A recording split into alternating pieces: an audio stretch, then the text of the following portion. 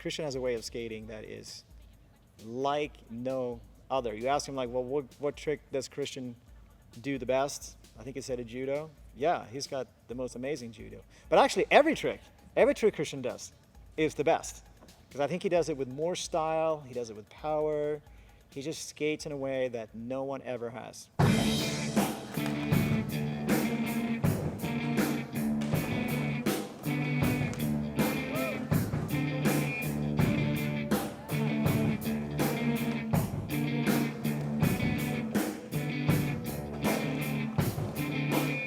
And for me, you know, being a kid whose father was a surfer in the 50s and 60s in Hawaii, growing up there, to move to California, have me born here in LA, to where it was the epicenter of skateboarding. I think that there was something so perfect about that match, because I was at the right age, at the right time. The urethane wheel came out. I was here right in the smack dab of Venice, LA scene, and I wanted to be a surfer. But because the waves were small, it wasn't like Hawaii, they were freezing cold, it wasn't warm and tropical, I was like, I'd rather skate than surf. And I just remember thinking to myself, you know what, I'm just gonna surf on land.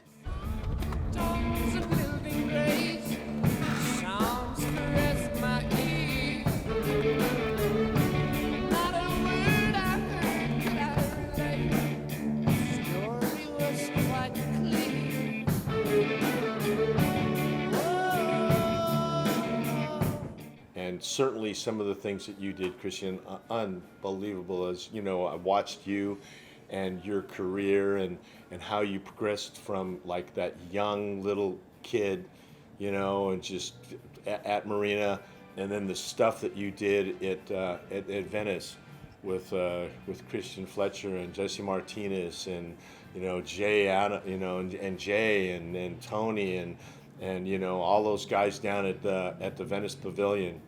Unbelievable.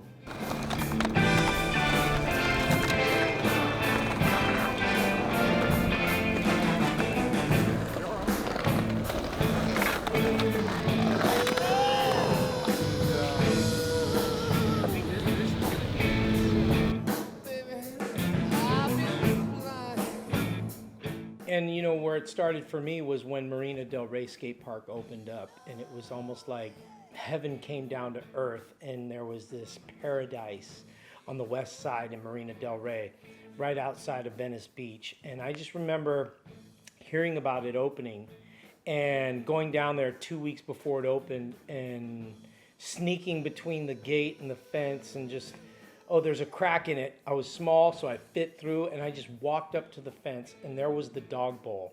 And I'm sitting there seeing Tony Alva, Bill Huron, Jay Adams, I mean, Shogo, the list goes on of people that were there at that session, and I just could not believe my eyes that they were in front of me.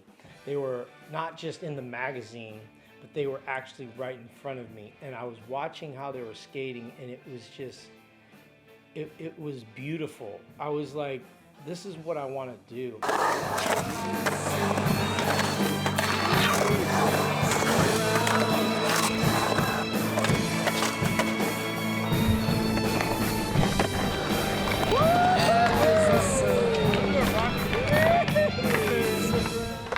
Surely enough, my dad goes, yeah, you know what? It's getting to cost so much. You want to come here every day, not just on the weekends? And I'm like, yeah, I want to go every day. And he's like, well, I'm going to see if I can get a job there. And he's like, I'm like, that'd be amazing, Dad. You know what I mean? Your dad's saying, hey, I'm going to get a job at the skate park. I was like, this is going to be insane. He got the job. He was the manager of the Marina del Rey skate park, and it became my backyard. And that's really where it all started.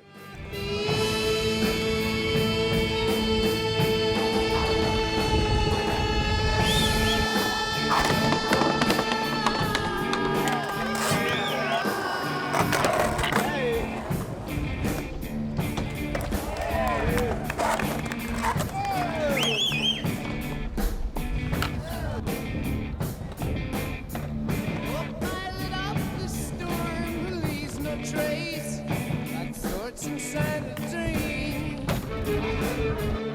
We'll be back, let me to that place. Yellow desert scream. Because I didn't even skate vert yet till like 79, 80. And that's when I actually blossomed and became an actual vertical skateboarder. And that's where my career really took off. Guys like Shogo Kubo telling me, Christian, you need to go from the little bowl to the big bowl. It's time to grow up. You know, I remember them just saying, dude, get up to the back keyhole. And I was like, all right, today. And I just remember learning frontside airs a foot out, backside airs a foot and a half out, inverts, hand-on coping, all in one day. And that's where I was just like, from a kid to a grown man in one day. And, you know, that's where skateboarding's baton got passed from the Dogtown, Z-Flex, Zephyr, that whole generation kind of handed that baton over to me.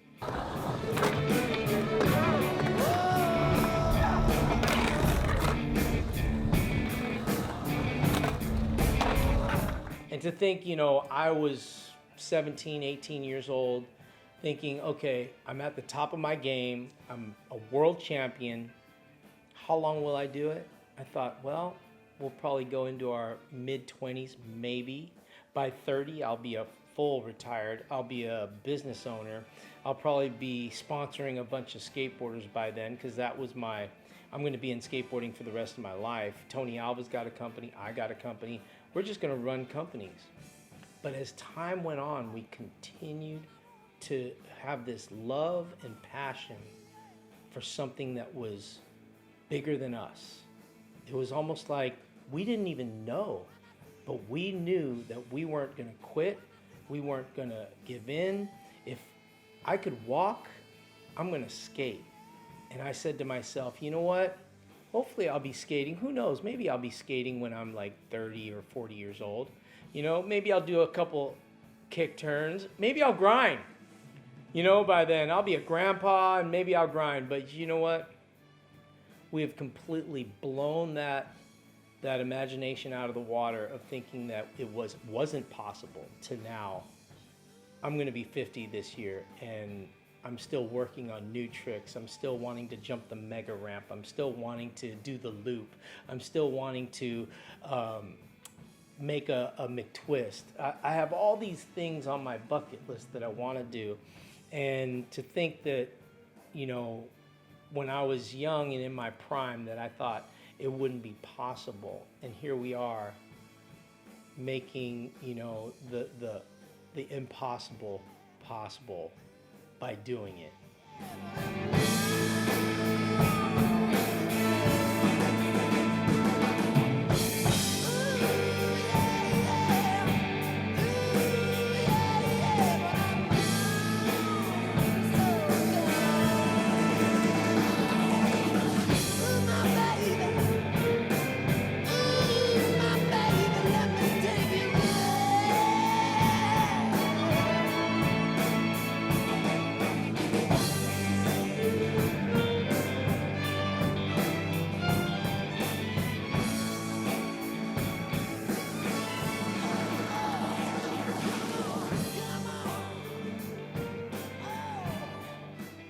When I first met Christian, I remember Stacy Peralta, we were at a contest, and Stacy said, hey, I want you to check out this kid. So I looked over and I saw this kid skating this half pipe.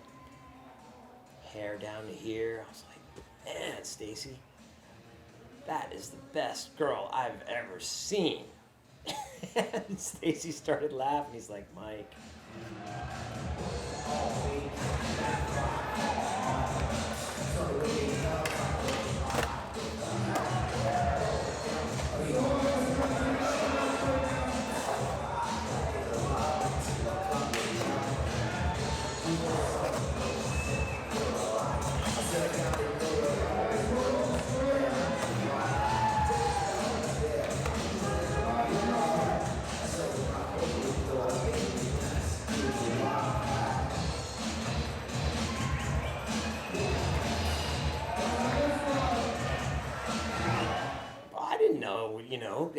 I'm from Florida. You don't see people with long hair, you know, boys with hair down to here. And anyway, he was ripping, you know. It was just unbelievable. And then I think he was on PAL for a moment there. But throughout the years, we were competing against each other for many years. Loved seeing his runs because he'd always be doing that dance and had some tight shorts on and get the crowd going. It was always good for us. I mean, that wasn't my bag, but it's fun to watch him skate to Madonna and stuff like that. Good luck.